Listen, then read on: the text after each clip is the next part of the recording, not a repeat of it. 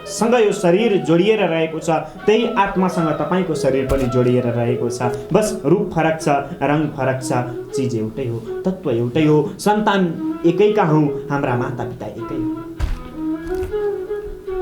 त्यो अर्थमा र बुद्धले यही ज्ञान दिनुभयो हामीलाई।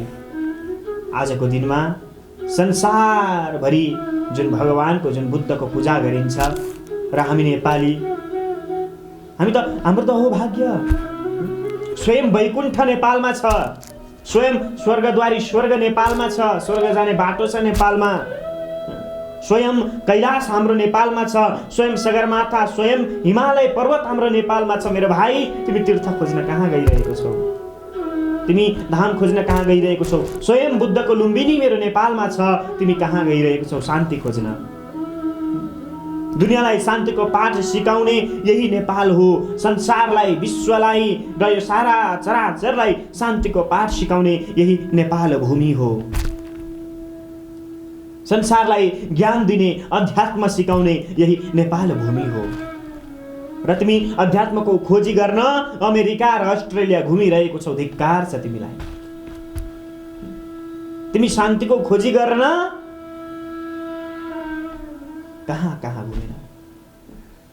तिमीले आफ्नो सन्तानमा शान्ति खोज्यौ, तिमीले आफ्नो पति पत्नीमा शान्ति खोज्यौ, तिमीले संसारमा शान्ति खोज्यौ र त्यसको फलस्वरूप तिमीले के पायौ? केवल अशान्ति पायौ, दुःख पायौ। किनभने यी सबै दुःखको डेरा हो, यो सबै दुःखको घर हो, दुःखालय हो।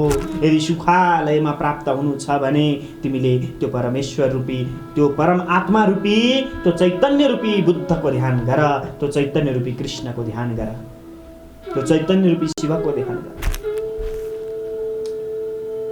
तिमीलाई प्रत्येक दिन जल पिलाइरहेकी छिन् कैलाश पर्वतबाट झरेकी गङ्गाले। तिमीलाई हर पल हर क्षण तिमीले त्यो गङ्गाको जल पिएर तिमी बाँचिरहेको छौ। त्यो कैलाशबाट भगवान शङ्करजीको जटाबाट भएकी गङ्गा तिम्रो नसामा दौडिरहेको छ। संसारको जगतगुरु आज नेपाल हुनुपर्ने ठाउँमा अरू नै भएका छन्। संसारलाई शान्तिको पाठ सिकाउने, संसारलाई ज्ञान सिकाउने, अध्यात्म सिकाउने, सम्पूर्ण योग सिकाउने, ध्यान सिकाउने अनि 18 शास्त्रको, 18 महापुराणको रचना गरेर विश्वलाई आध्यात्मिक बनाउने वेदव्यास मुनिले जन्म लिएको नेपाल भूमि, जसले शान्तिको दूत, जसले शान्तिको चाहिँ बीज छर्दै रोप्दै संसारभरि शान्तिले फैलाउने त्यस्ता अग्रदूत भगवान गौतम बुद्धको नेपाल भूमिलाई तिमी छोडेर तिमी अन्यत्र धौतारिरहेको छौ। जहाँ तिमीले खाएर चबाएर थुकेको एउटा टमाटरको दाना झर्यो भने पनि, खस्यो भूमिमा भने पनि उम्रिएर फल्ने गर्छ। केही चाहिँदैन। त्यो माटोमा टेकेर त्यो गङ्गाको जललाई तिमीले दिनमा 4 घण्टा, दिनमा 4 चोटि, दिनमा 5 चोटि पिइरहेको छौ। त्यो गङ्गाको जललाई तिम्रो अन्तस्करण त्यत्तिकै शुद्ध पवित्र भएर गइरहेको छ अनि तिमी गङ्गा पाप टन्नै गर्छौ अनि गङ्गा नुहाउन जान्छौ। मेरो भाइ, तिमीलाई त्यो गङ्गाले तार्नेवाली छैनन्, तिमीलाई त्यो गङ्गाले लगेर नरकमा हालिदिँदैछन्। किनभने गङ्गा रिसाइन्। किनभने तिमीले गण्डकीलाई छोडेर गङ्गामा गएको छौ।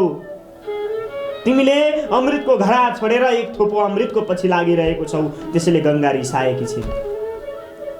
जहाँ साक्षात भगवान शङ्करजीको वास छ, जहाँ साक्षात भगवान शङ्करजीको जटाबाट बगेकी गङ्गा छिन्, त्यो गङ्गा हाम्रो पेट भर्दै हाम्रो प्यास मेट्दै त्यो भारतको हरिद्वारमा गएर बसेकी छिन्। अनि तिमी त्यसलाई छोडेर हरिद्वार पुग्छौ गङ्गा स्नान गर्नको लागि। मेरो भाइ,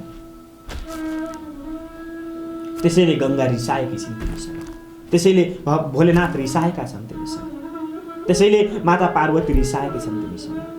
माता पार्वतीले स्नान गर्ने शताक्षी धाम हाम्रो नेपालमा छ।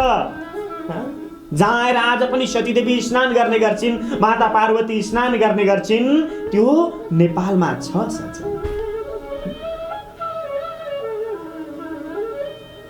के छैन? तिमीलाई के चाहियो? यहाँ हिरा छैन कि मोती छैन कि के छैन नेपालमा? के छैन यो देवभूमिमा, यो वैकुण्ठमा के छैन? नेपाल वैकुण्ठ हो।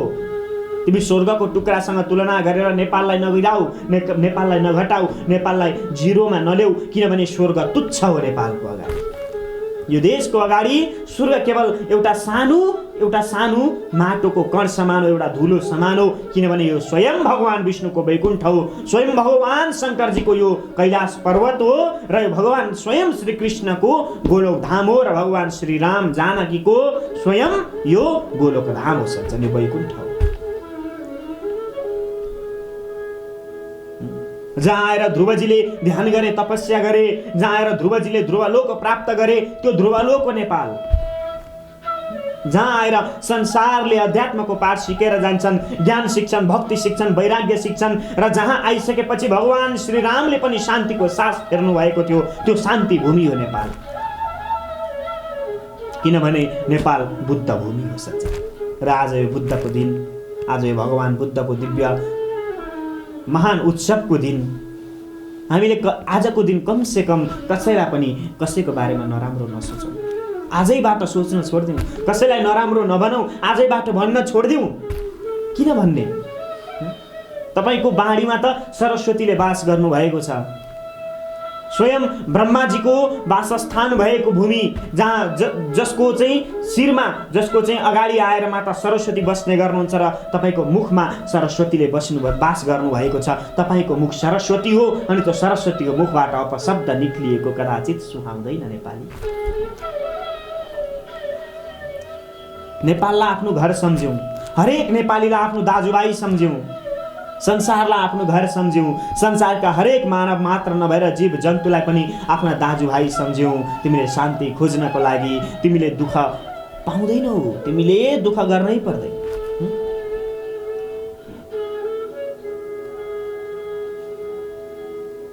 हामीले यो शरीरलाई अपनायौँ, जहाँ अलिकति लाग्दा दुख्छ, एकछिन नखाँदा भोक लाग्छ, भोकले छटपटी हुन्छ।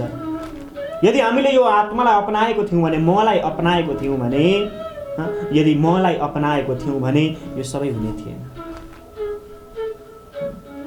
सज्जन, यसरी आज भगवान दिव्य महामानव गौतम बुद्धको जन्मदिवस परेकोमा हजुरहरू सम्पूर्णमा भगवान गौतम बुद्धको सदा आशीर्वाद कृपा बनिरहोस् भनी भगवानसँग प्रार्थना गर्दछु र श्रीमद् भागवत महापुराणको 2 स्कन्धको 5औं अध्यायका कथाहरूलाई पनि अगाडि बढाउन चाहन्छु। र सुरुमा आज देश कोरोना नामको महामारीले ग्रसित छ र यसबाट सयौं नेपालीहरू आज त्रसित भइसकेका छन्, सयौं नेपालीहरूलाई लागिसकेको छ। भगवान गौतम बुद्धको कृपाले आजकै दिनबाटै सारा दुःख बिमारहरू नष्ट भएर जाउन् भनी भगवानसँग प्रार्थना गर्दछु र जति पनि अकालमा ज्यान गुमाए यो रोगको कारणले गर्दा उनीहरू सबैको आत्माले चिर शान्ति प्राप्त गरोस् भनी भगवानसँग म प्रार्थना गर्दछु। र जुन जनताको करको कारणले गर्दाखेरि आज जुन राजनेताहरूको पेट पालिरहेको छ, ती राजनेताहरूले कर बढाऊ अनि हामी राहत दिन्छौँ भनेर जुन भनिरहेका छन्, ती कुराहरूमा उनीहरूको सद्बुद्धि भगवान गौतम बुद्धले प्रदान गर्नुहोस्, उनीहरूको सद्बुद्धि आओस्। र दुःख लाग्छ जुन भूमिमा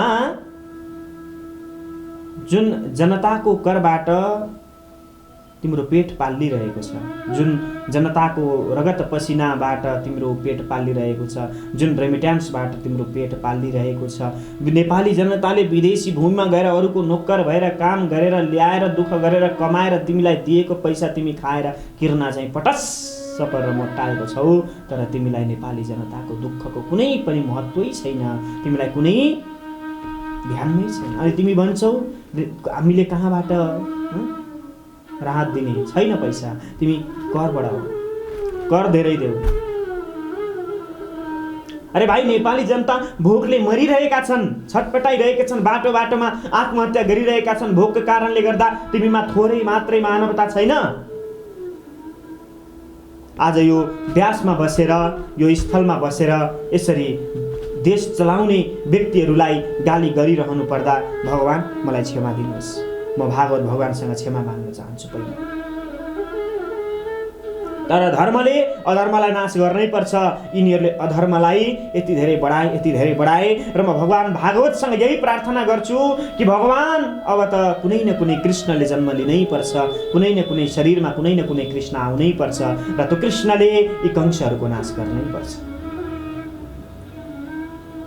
यी रावण कुम्भकर्णहरूको नाश गर्नै पर्छ। सजन, बडो गजबको कुरा छ। 1.5 करोडको गाडी किन्न यति बेला सरकारलाई पैसा पुग्छ, तर 1.5 रुपियाँको राहत बाँड्न सरकारलाई पुग्दैन। त्यसको लागि कर बढाउनु पर्छ। यति बेला गाडी के को जरुरत थियो? 1.5 करोडको गाडी केलाई जरुरत थियो? कसलाई जरुरत थियो?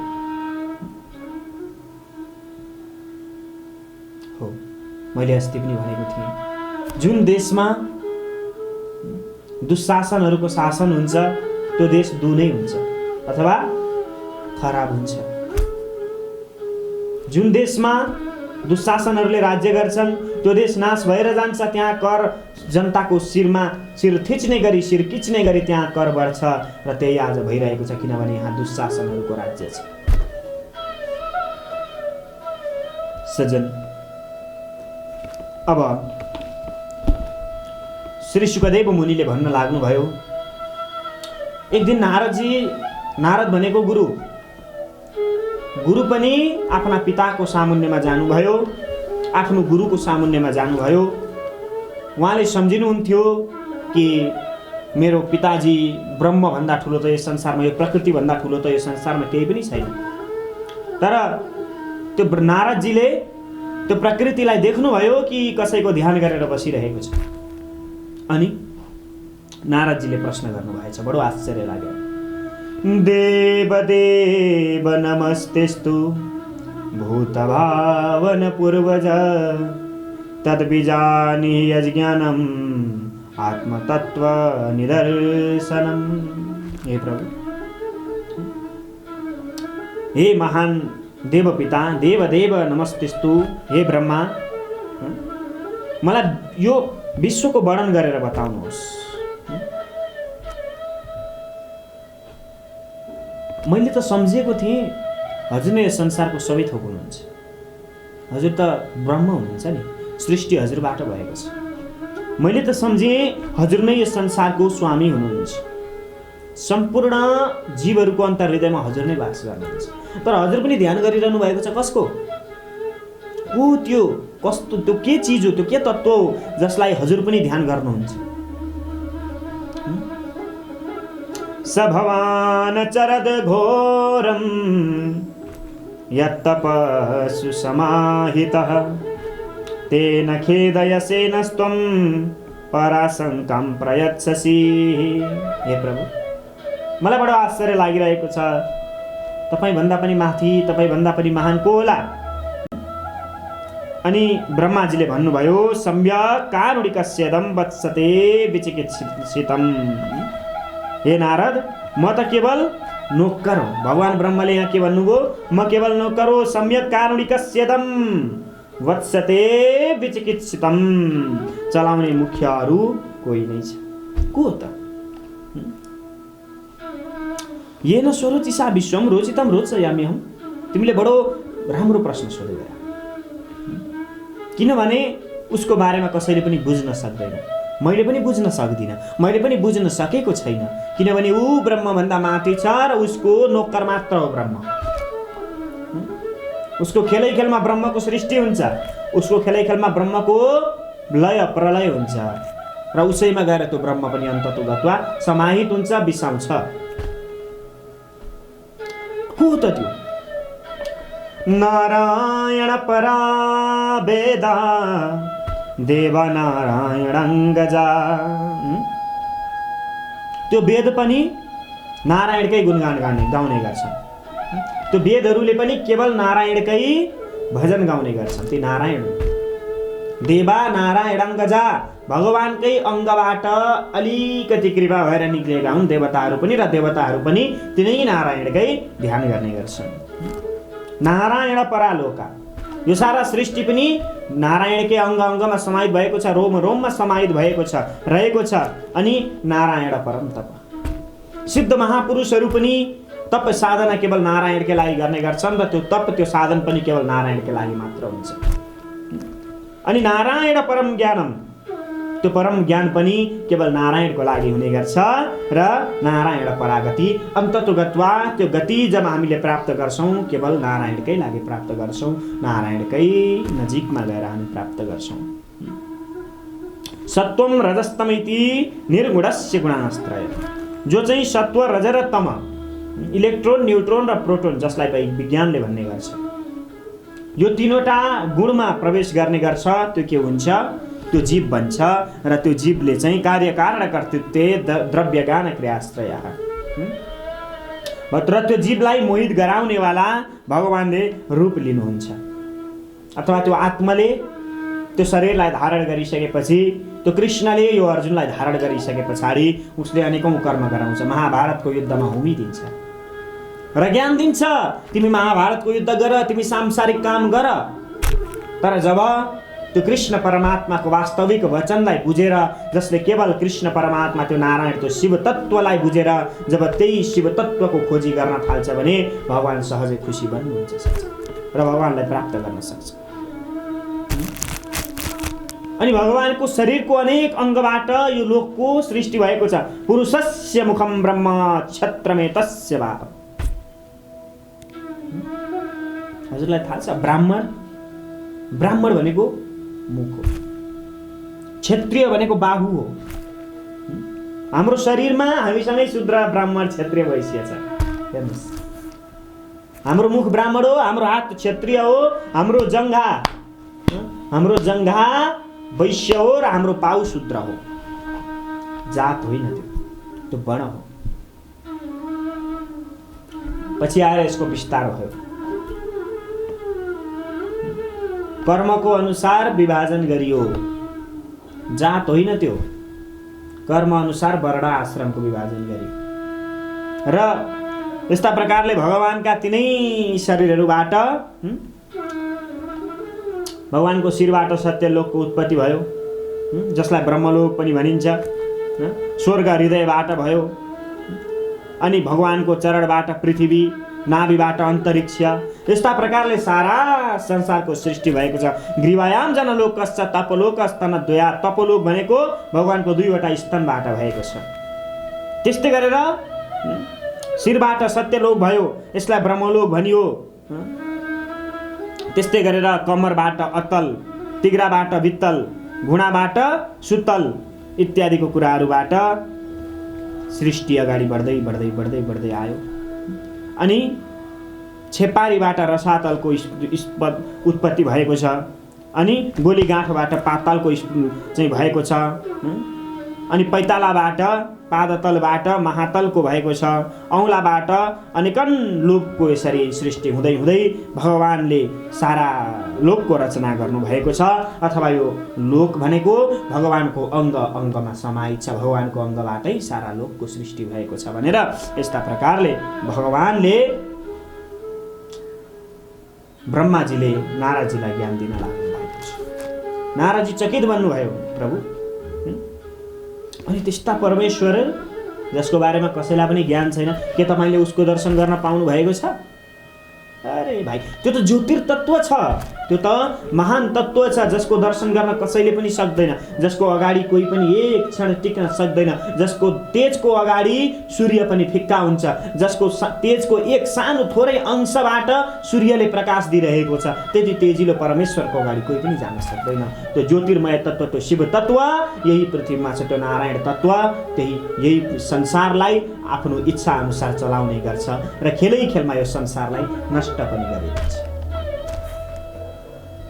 यसरी ब्रह्माजीले नारद मुनिलाई ज्ञान दिनुभएको छ सज्जन, र नारद मुनि पनि बडो प्रसन्न हुनुभयो र अन्य जिज्ञासा गर्न लाग्नुभयो।